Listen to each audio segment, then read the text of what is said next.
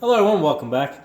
I want to talk to you guys today a little bit about Bernie Sanders' $15 minimum wage and also the proposed $100 trillion national debt that he's talking about. Now he hasn't said $100 trillion, but people have crunched the numbers and all the things that he's talking about doing with the free health care for everybody, including illegal immigrants, tuition for everybody, all these wonderful things.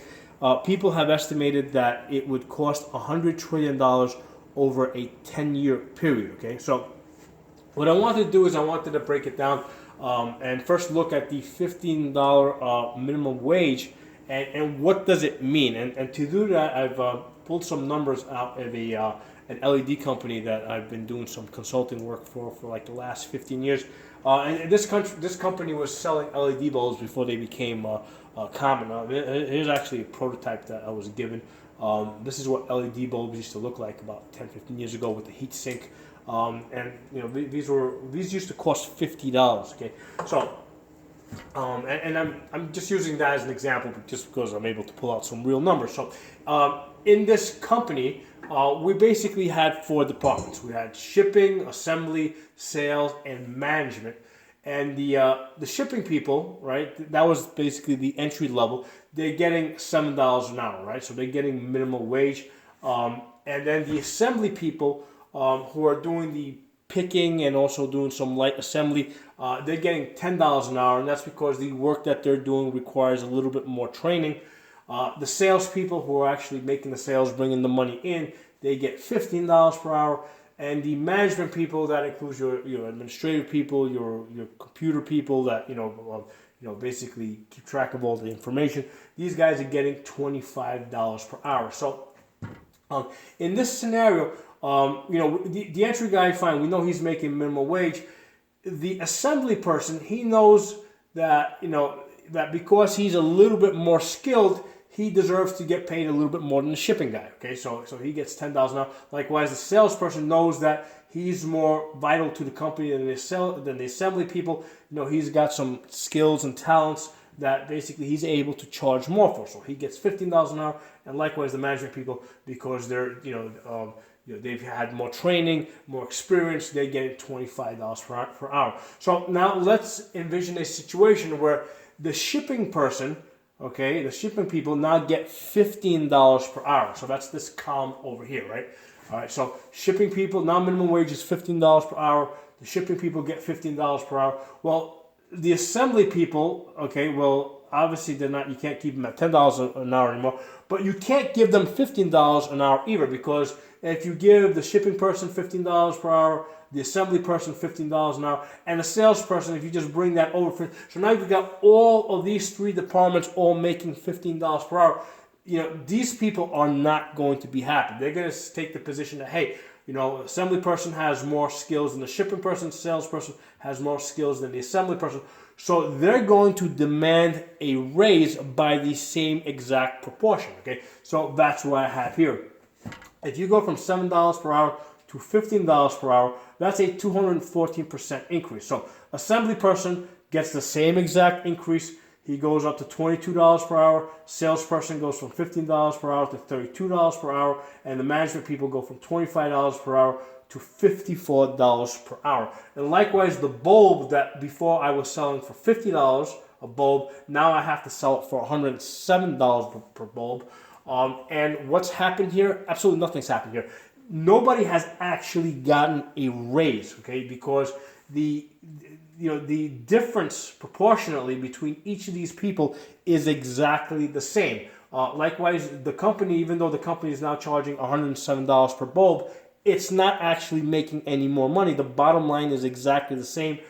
Gross margin is exactly the same, because everything has gone up by the same exact proportion. And if you take this model and you spread it out throughout the whole economy, exactly the same thing is going to happen. So basically, if your LED bulbs go up by, let's say, 214%, that means that the food in the supermarket is going to go up by the same 214%. The clothes that you buy are going to go up by the same percentage. Your shoes, your cars, everything, your housing costs, everything is going to go up by the same exact percentage. And the reason is very simple, that the when you give a raise to the person at the bottom, the person that's immediately above him is going to demand the same exact raise. Okay, and I can take this a step further, and I can say, you know what, to hell with the $15. $15 per hour minimum wage. Let's make it $100 per hour. Okay, so now the shipping person is making $100 per hour. Well, assembly person is going to say, fine, give him $100 per hour, but I want a raise by the same exact proportion. That's 1,428%. So assembly person is now making $143 per hour. Salesperson is making $214 per hour. Management is making $357 per hour. And I'm selling these bulbs for $714 per bulb. Has anybody actually improved? No, absolutely not. Everybody is in exactly the same position relative to each other, and that's really what the money really comes down. Money is a representation, right? When we talk about wages, it's a representation of where we are compared to other people. Okay, so if I'm, let's say, in management, I know that I'm, in this case here, I'm making $10 more than the salespeople. Okay, and if the salespeople get a raise, I want a raise by the same percentage. So realistically speaking, the only way to get a real raise is to move from, let's say, shipping into assembly, or from assembly into sales, or from sales into management. You actually have to increase your skills. That's the only way that you get a real raise. If you try to artificially give people a raise by just increasing the minimum wage, that's gonna permeate throughout the whole system. And it may not happen immediately, but eventually everybody's going to have a raise by the same exact percentage. Okay. Now, what I want to do over here is what I did is I listed here the minimum wage going from 1974 going up to 2020, and when I look at from 2009 to 2020, $7.25. To me this is stability. Okay, to me this is like, I know exactly what the money means. Okay, I know exactly where the person at the bottom is. I know exactly what a person needs to do in order to actually progress. Okay, so this is stability when I see that the minimum wage stays stays the same from 2009 to 2020. Now, if we go back to 1974, the minimum wage in 1974 was $2 per hour. Well, here's the thing. If you were in the shipping department in 1974 and you were getting $2 per hour, okay, whatever your standard of living was, in 1974 on $2 per hour, that's exactly what your standard of living is today in the shipping department, making $7 per hour. There's no increase. There's no change. $2 in 1974 buys you exactly what $7 buys you in 2020. Now, what I want to point out over here, on this side over here, I have the national debt. Okay, and we can see from 1974 the national debt was $500 billion. Okay, and all of a sudden in 1980 it goes up to $1 trillion. Then in 96 it's $5 trillion. Then in 2009 it's $12 trillion. And then from 2009 to 2020 it goes from $12 trillion to $23 trillion. So what are we seeing here? We're seeing that the national debt is increasing at a much higher rate. What does this national debt represent? That represents how much of a raise the government is giving to itself. That's what the national debt is. It basically means how much money the government is printing. A lot of people, calling the national debt is actually incorrect. It's actually deceptive. There's nobody that the government can go to and borrow $1 trillion from. The number trillion is a huge number. 1 trillion seconds is 31,000 years. Okay, so the number trillion does not make sense unless we're talking about molecules, or we're talking about stars, or we're talking about numbers that are compounding on a computer. Okay, so it's an extremely large number that really doesn't make any sense.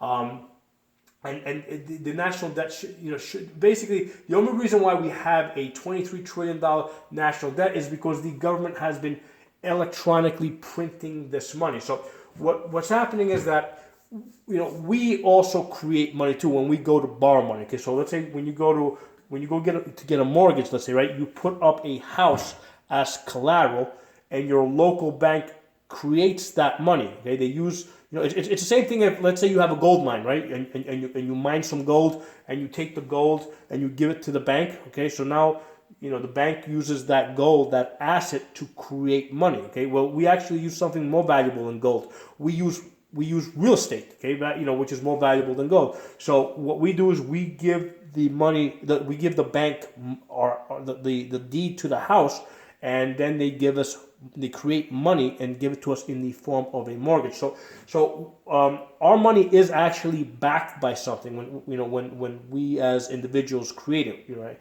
But when the government does it, the government doesn't actually put up collateral. What the government does is they issue debt. They call it a treasury bill or treasury note. So what the government does is they write up this treasury note for $1 trillion.